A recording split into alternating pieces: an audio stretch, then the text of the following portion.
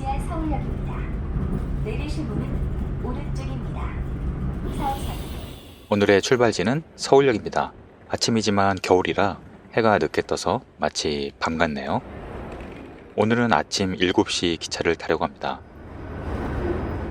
오늘 탈 기차는 최신 KTX 이음 열차인데요. 기관차의 앞부분이 열리면서 도킹이 된다는데 어떤 모습인지 궁금하네요.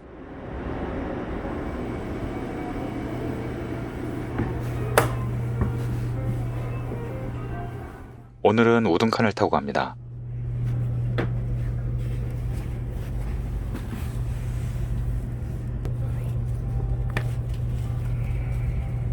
전동으로 등받이 조절도 되고 무선 충전기까지 있네요. 좌석이 정말 좋죠? 이제 출발합니다. 1시간쯤 달리자 벌써 강원도에 들어섰습니다.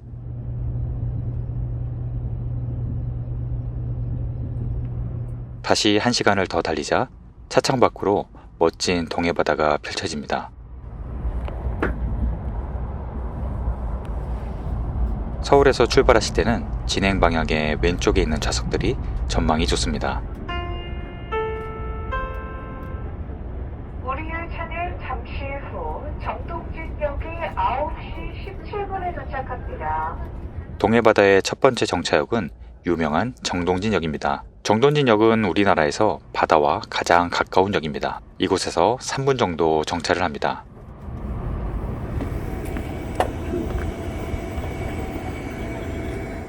새벽 KTX 기차가 있다면 멋진 일출을 볼 수 있을 텐데 아쉽네요. 잠시 후 동해라는 KTX가 곧 출발합니다. KTX를 타고 달리면서 바다를 볼 수 있다는 것만으로도 즐거운 여행의 시작입니다. We will soon be arriving at Donghue. You have all your belongings with you. Glenn. 서울역에서 2시간 반 정도 달려서 오늘의 종점인 동해역에 도착하였습니다.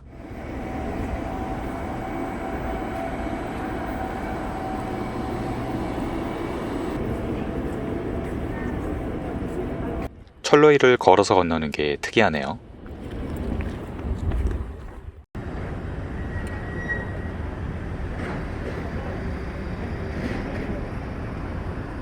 동해역 앞에서 택시를 타고 오늘의 첫 번째 목적지로 이동합니다.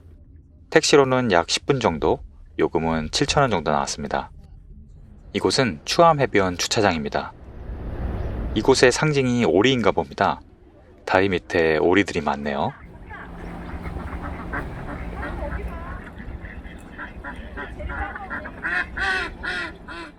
주차장 입구에는 버스 시간표가 있는데요. 이곳에서의 관광은 대략 1시간 반 정도 걸리니 참고하시길 바랍니다. 주차장 바로 옆에 넓은 모래 해변이 펼쳐지는데요. 바로 추암해수욕장입니다. 겨울이라 인적이 없어서 더 넓고 깨끗해 보이네요.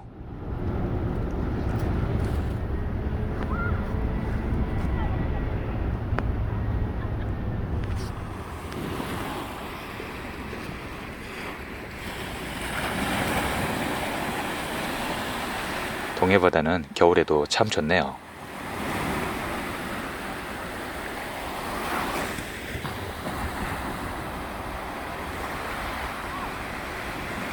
해수욕장 왼쪽으로 무지개색 다리가 있는데요. 몇 년 전에 개방한 멋진 해변 산책길이 있어서 우선 소개해드리겠습니다.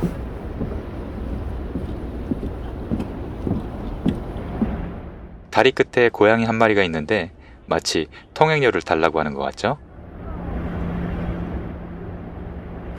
다리를 건너면 데크길이 나옵니다. 그리 높지 않아서 산책하듯 천천히 걸어갈 수 있습니다.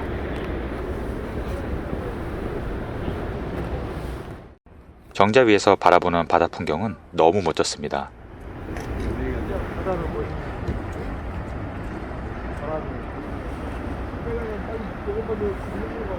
데크길은 그 유명한 촛대바위 바로 앞으로 이어집니다. 어떻게 저런 형태로 바위가 생겼는지 신기할 따름입니다. 바위 꼭대기의 갈매기가 마치 조각상같이 보이네요. 촛대바위를 지나가면 바위들이 마치 숲을 이룬 절경이 나타납니다. 다양한 크기와 모양의 바위들이 해변을 꽉 채우고 있네요. 촛대바위도 멋졌지만 이곳도 멋지네요.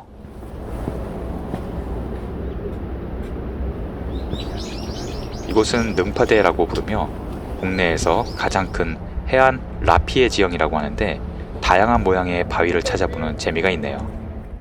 능파대 바로 옆에는 해암정이라고 하는 고려시대의 작은 정자가 있습니다. 정자 안에서 바라보는 바다 풍경이 궁금하네요. 작은 언덕길을 오르면 또 다른 명소가 나타나는데요.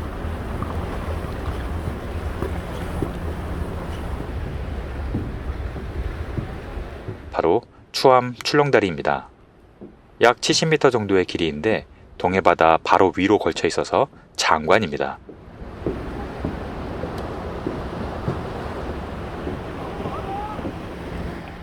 바닷물이 정말 맑고 파랗네요.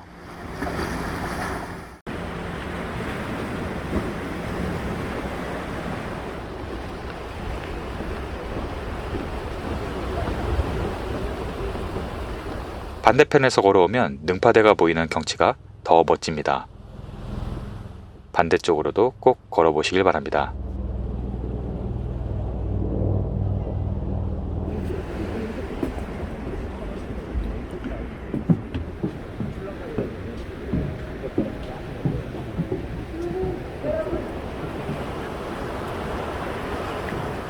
출렁다리를 건너면 다시 돌아오거나 아니면 한 바퀴 돌 수 있습니다. 저는 한 바퀴 도는 코스로 가봤는데요. 쭉 가면 조각공원으로 이어집니다. 조각공원에는 크고 작은 조형물이 많은데요. 그 중에서 가장 큰 조형물 앞이 포토스팟이라고 합니다.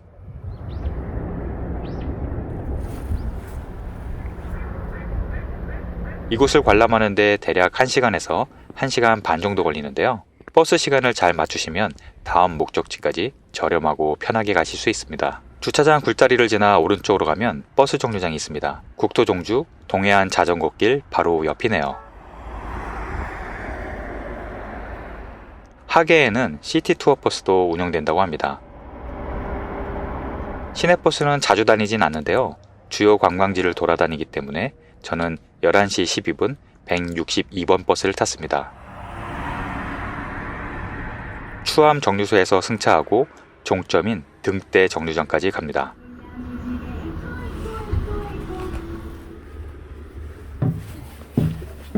내부는 일반적인 시내버스입니다. 약 1시간 정도 달렸는데 산꼭대기 위로 올라와서 멀리 묵황이 보입니다. 종점까지는 대략 1시간 10분 정도 걸린 것 같습니다. 162번 버스 종점에 내리시면 바로 묵호 등대공원입니다. 마치 그리스의 산토리니를 연상시키는 언덕 위의 작은 집들과 바다 풍경이 어울려져 인상적입니다. 이 등대가 바로 묵호 등대인데요.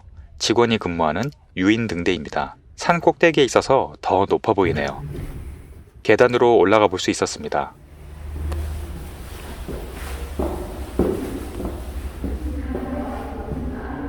등대 전망대에 올라가면 그야말로 시원한 360도 뷰를 감상하실 수 있습니다.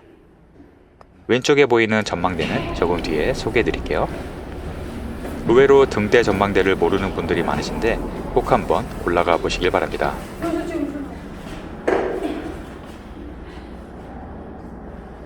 이곳은 도제비골 스카이밸리입니다. 월요일은 휴장이고요. 오픈은 10시입니다. 요금은 성인 2,000원입니다.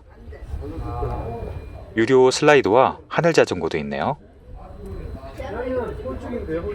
도제비골은 도깨비 계곡이라는 뜻인데 원래 이곳에 공동묘지가 있었는데 밤에 도깨비불이 자주 보였다고 해서 그런 이름이 붙여졌다고 하네요. 이 근처에서 가장 높은 산꼭대기에 설치된 아찔한 관람대라서 더욱 높아 보입니다. 가운데 큰 기둥에 엘리베이터가 있어서 아래에서 올라올 수도 있습니다. 관람대는 바다 때문에 체감상 더 높게 느껴지는데요. 날씨가 맑으면 삼척 해변까지도 보인다고 하네요.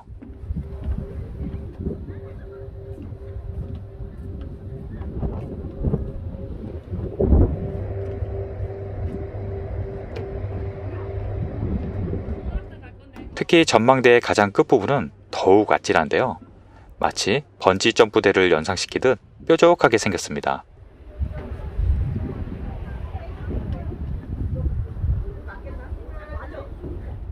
난간에 가까이 가니 마치 하늘을 날고 있는 느낌이었습니다.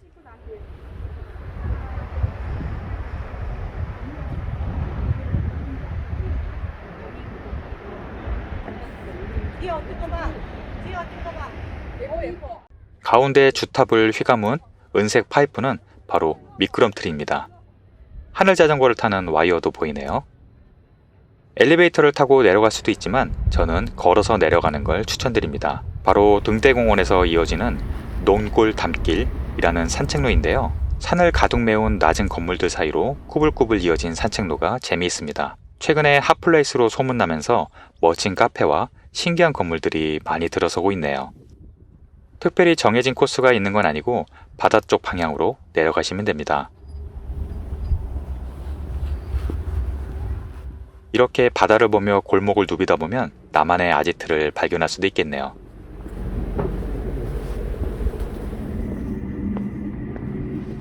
이 골목에는 정확한 지도가 없어서 나중에 기억만으로 다시 찾기는 쉽지 않을 것 같네요.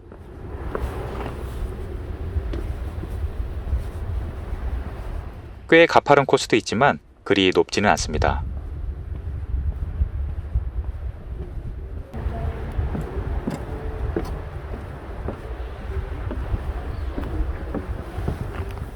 바닷가로 내려왔습니다.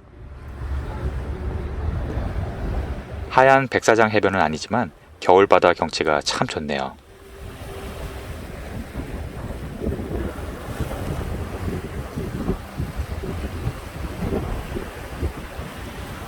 이곳은 산 정상 바로 아래에 보이던 해랑 전망대입니다.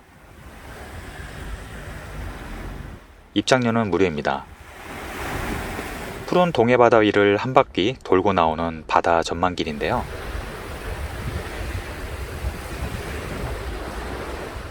마치 배 위에서 바다를 바라보듯 천천히 감상할 수 있습니다.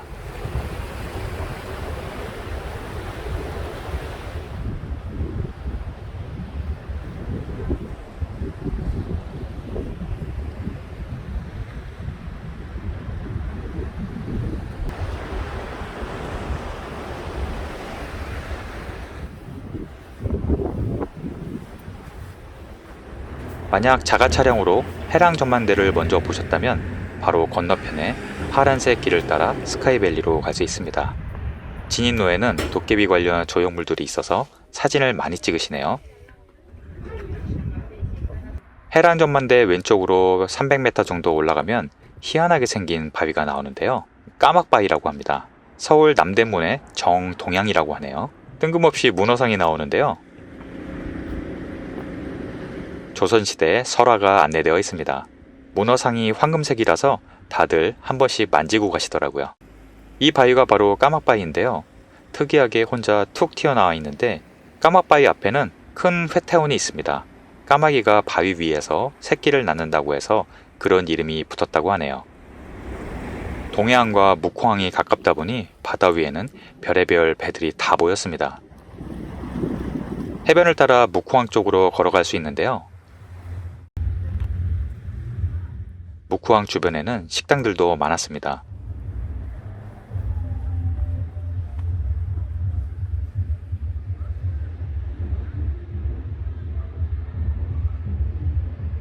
검색창에 검색해 보시면 유명한 식당들이 많습니다.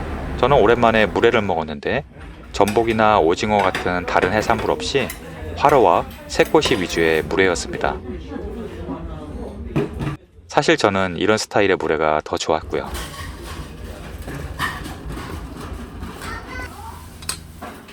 이곳은 묵호 수변공원인데요. 주말마다 각종 행사가 열리고 있습니다. 공원 앞에 높은 전망대가 보이네요. 4층까지는 식당이고 그 위에 전망대가 서 있습니다.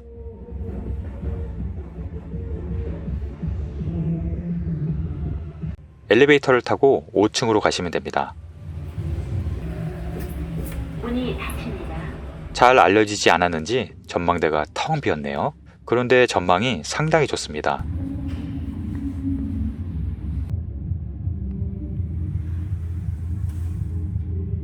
한층 더 위에 야외 전망대가 있다고 하는데 문은 잠겨 있었네요. 이 전망대 뒤쪽으론 묵호항이 아주 잘 보입니다.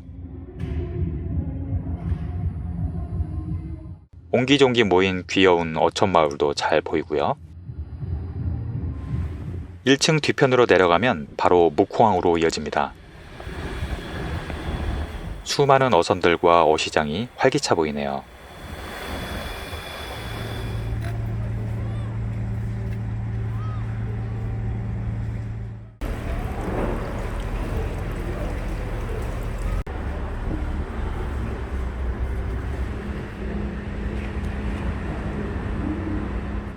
저는 개인적으로 어시장 구경하는 걸 참 좋아하는데요.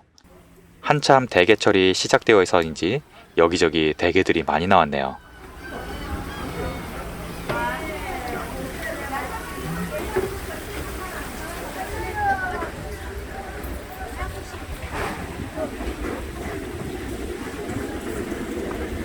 묵호항 바로 뒤편으로 걸어가다 보면 특이한 마을이 나옵니다. 어린 왕자 벽화인데요. 벽화 옆으로 가파른 노란색 계단이 나오는데요. 상당히 가파르기 때문에 노약자들은 올라가기 어렵습니다.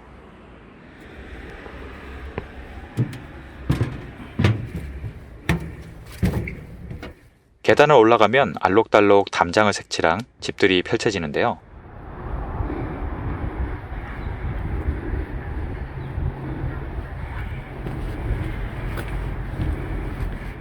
전망대에서 바라보니 묵호항과 동해바다가 한눈에 보이네요.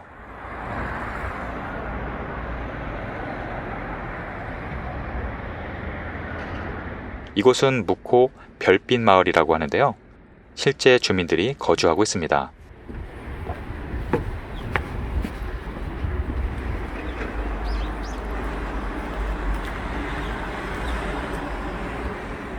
골목길을 따라 내려가면 묵호역에 거의 다 왔습니다. 굴다리를 지나 왼쪽에 바로 묵호역인데 걸어서 약 25분쯤 걸렸습니다. 예약한 기차 시간이 남아서 주변 검색을 해보니 새로 생긴 연필 뮤지엄이라는 곳이 있어서 가봤습니다. 말 그대로 각종 연필들을 모아놓은 국내 유일의 연필 박물관인데 입장료가 성인 7,000원으로 다소 높은 편입니다. 연필과 관련 소품 종류가 다양하게 전시되어 있는데 박물관 이름 그대로 연필들만 있기 때문에 이 분야에 관심이 없는 분들에겐 조금 심심할 수 있겠네요. 4층에는 기념품 샵과 카페입니다. 연필이 이렇게 다양했나 싶을 정도로 수집품이 다양했습니다. 복귀할 때는 묵호역에서 KTX를 타려고 합니다. 의외로 묵호역을 이용하시는 분들도 많으시더라고요.